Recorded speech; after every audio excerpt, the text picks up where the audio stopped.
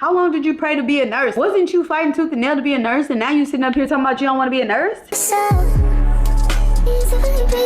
Hey everybody, welcome back to the channel. My name is Joy. I'm a nurse practitioner living here in Houston. I make content about nursing, living here in Houston, travel, and how to achieve your goals. So if that sounds like something you're interested in, go ahead and push that subscribe button and let's get into the content. Being a nurse is a blessing, but it can also be draining. From the long shifts to the self-sacrifice, the emotional overload, no time to eat, no time to sleep, no time to take care of your kids. If you're a nurse, then you know what I'm talking about. You know what I mean. If you're a nursing student, a new grad, or a seasoned nurse, I'm trying to tell you that there's a way to do nursing without just surviving, but also thriving. And you deserve to thrive.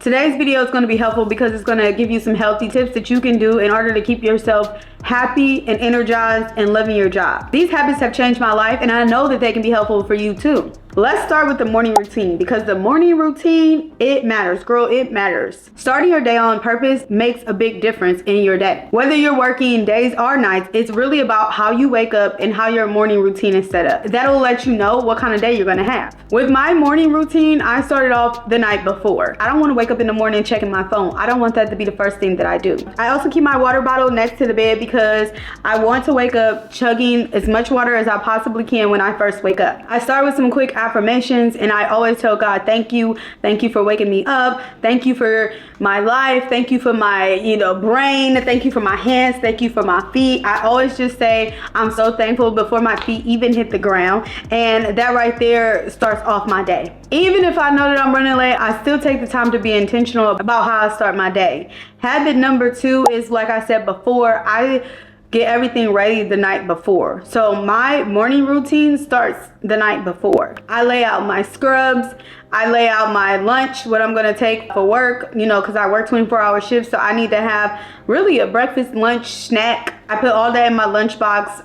I make my morning drink. You guys have seen how much stuff that I put in my morning drink. So I have all that stuff laid out. Since I only work 7 days a month, it's not really a big sacrifice to just take that time to set those things out, just so that my day, the next day, can start off good. So when I was in clinicals, there was this nurse practitioner named Annie, and I just wanted to be like Annie. Annie always came to work looking good. She always had her hair done, she always had her makeup done, her scrubs always looked good. She just looked well put together, and I felt like she just got more respect off that. So I wanted to look like Annie, and I literally asked Annie, like, girl, what do you do? Like, how do you get up that early and be put together? I just can't do it. I'm not a morning person.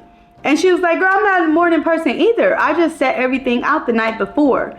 And that really changed my brain chemistry. Like, that changed the way I thought about things. After she told me that, I've been setting everything out the night before. If I have to work, I'm checking my schedule. I'm seeing what kind of day I'm gonna have based off of who is the neonatologist that's gonna be on, who am I getting sign out from, how many patients do I have. Like, I just check everything. I set all my stuff out. I make sure I'm prepared for the day before I even go to bed. So just try it. Like, just try to start your day out by getting everything prepared that night and see what a difference that does for your life. Habit number 3 is going to be to drink your water. When I tell you drink water and mind your business is the real thing, I'm 41 and people always tell me, y'all always tell me I don't look 41, and it's literally because I drink water and mind my business. If I'm at home, I drink 3 of these. If I'm at work, I drink about 2 of these. Y'all know, if y'all nurses, you don't really get the time to get your water in. Like, you get focused on other stuff, and so you fall behind on drinking your water. Make sure you're drinking your water. Like, just stop what you're doing, drink your water. When I was a Nicu nurse, at the bedside, I always filled the cup up for the mom, because moms need water in order to produce breast milk. So I would keep filling up her water every 3 hours, and every 3 hours I was filling her water up, I was filling my water up too. And that really kept me on track. But now I don't do that for moms, so it's my personal responsibility. So I have 2 big water bottles. I go to the doctor's lounge, I get those water bottles when I first get to work, and I just make sure I get them down. I just make sure I drink them. That is priority. That's how your skin is gonna stay good. That's how your hair is gonna stay good. That's how you're gonna stay energized. This is literally the thing that everybody tells us that we need to do. If you don't like the way the water tastes, then add in the electrolytes. You don't need to just drink plain water. You can add in things that make it taste good. Habit number 4 is going to be to prioritize high energizing meals. You have to plan out your meals when you're working. I always tell people this. I don't do a meal prep service because it's just me and my daughter, she cooks all of her own meals. So I'm able to just run the HEB and get a salad with the protein in there. But if you're one of those people who know that you're not gonna meal prep, go to HEB, go to the Whole Food store, go to wherever you live, go to the store, get some healthy meals that are protein packed and have them set out for your week. If you know you're doing 3 shifts, if you know you're doing 4 shifts, have your meals set up for the week. Or you can do a meal prep service, whatever works for you, but you have to prioritize your meals in order to stay healthy. Stop living off of caffeine. Stop living off of sugar. I stopped drinking caffeine so long ago. I met this mom, she told me to start drinking BCAAs, and after that, I haven't had any caffeine. I don't drink caffeine at work. Sometimes I walk past the Starbucks and I'm like, oh, I want a Starbucks. I just want it for the flavor, the taste or whatever. But girl, I'm not doing that. I'm not gonna be living off of caffeine and sugar just to function. That's the problem that healthcare providers are going through, because we're working these long shifts. So you're taking something to fall asleep. You're taking something to wake up. You can't just function. No, I want to just function. We only get one body. That's it. That's all we get this entire life. Take care of your one body. Drink your water. Stop drinking caffeine. Stop living off of sugar and move a little bit. Healthy habit number 5 is to protect your mental health. Y'all know I work in the ICU, and you ask me all the time about the babies and how do you deal with death. I have not had a patient pass away yet, but I'm not saying that it's not gonna happen. I just haven't had a patient pass away while I was at work yet. But a lot of nurses have. And so when I tell you to protect your mental health, because we are the people who provide CPR and then go to lunch. We are the people who do bereavements and then have to go home and take care of our kids. So take care of yourself. I have a journal where I write daily what's going on in my life. I've invested in therapy, and I know a lot of y'all be saying that you can't afford therapy, but you can afford what it is that you want to afford. When I was a nurse, I had a friend that always asked me, girl, how are you traveling? How do you travel so much? How do you do all of these things? We make the same amount of money. I looked her dead in her face and I'm like, girl, you hunt. You spend hundreds of dollars on hunting. I do not. We make the same money and we spend the same money, but yours is on hunting and mine is on traveling.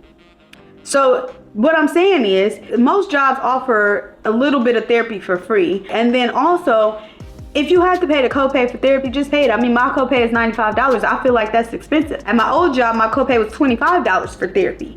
You can afford therapy. Invest in therapy, start journaling, and start taking care of your mental health. Because without your mental health, without your mind, girl, you're not going to be living your best life. You're not going to be your best self. So get on it. Let's get focused about our mental health for real. Habit number 6 is to have digital boundaries. So what I started doing was I started putting my phone on Do Not Disturb at 7 p.m. No matter what, it goes on Do Not Disturb.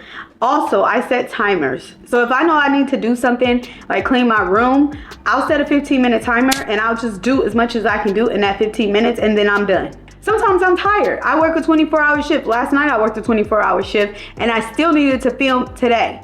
So you have to just figure out how to set your boundaries. I'll set my timer. I'll do what I need to do. I won't be picking up my phone, looking at my phone. You can spend hours scrolling on TikTok, scrolling on Instagram, or you can put your phone on Do Not Disturb and do what you need to do. Lock in and get your stuff done. You can't pour from an empty cup. They literally tell you on the plane, if the plane is going down, put the mask on yourself before you put the mask on others. You understand what I'm saying? You have to set the boundaries. You have to put the phone on Do Not Disturb. You have to set a timer for yourself that you can get your things done. And if you want to scroll, then set a timer. Alexa, set a 20-minute timer, and then you're just gonna scroll for that 20 minutes, because then you will look up and it won't be 6 hours and you'll see that lady pop up on your screen talking about you've been scrolling. She be getting me. She be popping up on my screen all the time. We don't want her. So try that habit and see if it changes anything. Habit number 7 is going to be practice gratitude.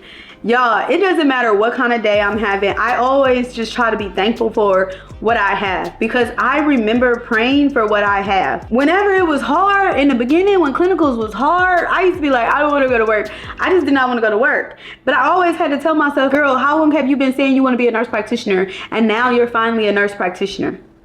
When I was a nurse, it was the same thing. How long did you pray to be a nurse? Wasn't you fighting tooth and nail to be a nurse, and now you sitting up here talking about you don't want to be a nurse?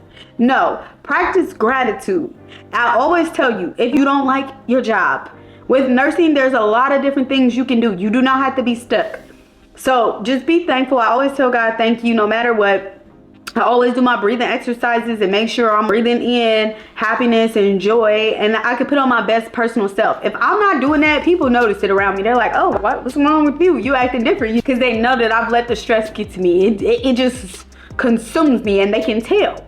So practice gratitude. Get a gratitude journal. I have the gratitude journal. I can link it down below.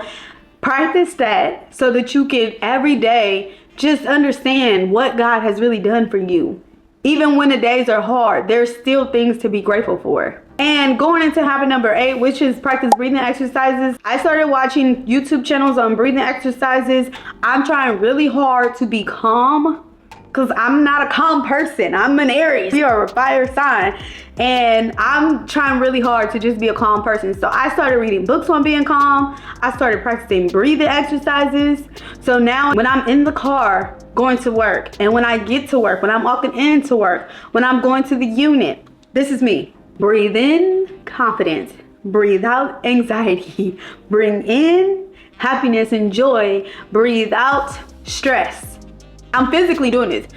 Breathe in, breathe out. I'm physically doing that. I'm physically saying it in my head. I'm physically picturing myself bringing out the anxiety, bringing in the confidence. It has changed me so much just doing breathing exercises.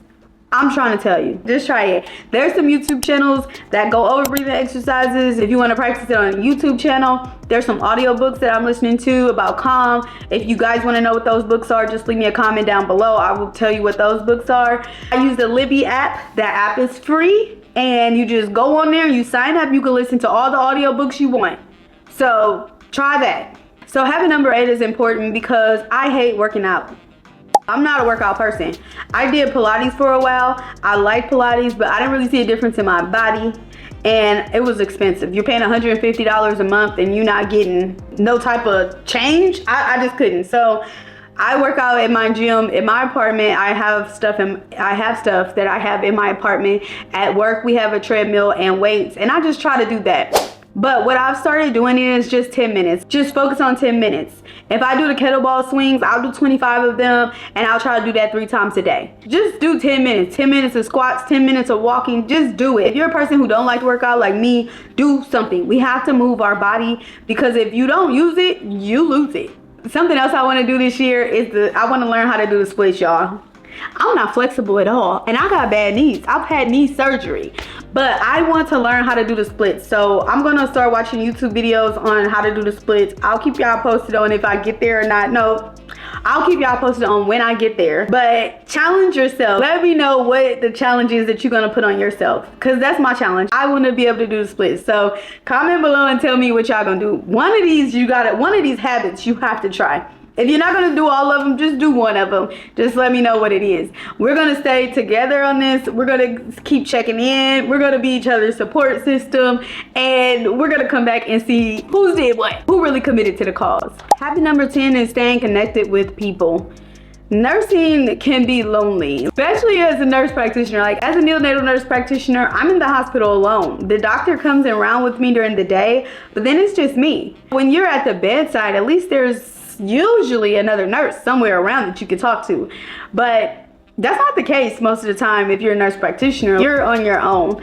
And so it's important to stay connected to people. Reach out to people. Just let them know you're thinking about them when you're thinking about them. Just, hey girl, I was thinking about you. Real quick, easy text. Be intentional about building a community. Especially since I moved to Houston, I've been very intentional about meeting people and trying to make a connection. I'm gonna start volunteering at the Red Cross, which I'm very excited about. And it's just really to get out and help my community and also meet people in my community. That's what's gonna make you feel not isolated and supported. Okay, bonus habit is to keep reading. Keep learning, keep reading, keep growing. Because if you watched my burnout video, then you know that you experience burnout once you stop growing. So it's very important, y'all, to keep learning. I have all my Nicu resources linked down below. If you have any questions about things you can do as far as Nicu, let me know. I've only worked in the NICU, y'all, so I don't have other resources in other fields, but if you have questions about NICU, let me know. It's important to keep learning about your patients, learning about different diagnoses. That's what's going to keep you feeling good about your job and wanting to go every day and feeling like you're making a change. All right, y'all, thank you so much for coming to the channel. I hope this video was helpful. If you are a nursing student or a new grad, please go ahead and subscribe to the channel and leave me any comments of any videos that you guys want to see on this channel. And if you think this video is helpful for someone else, please share it. I will see you guys next time. Bye. Baby girl, you are so pretty, pretty, pretty.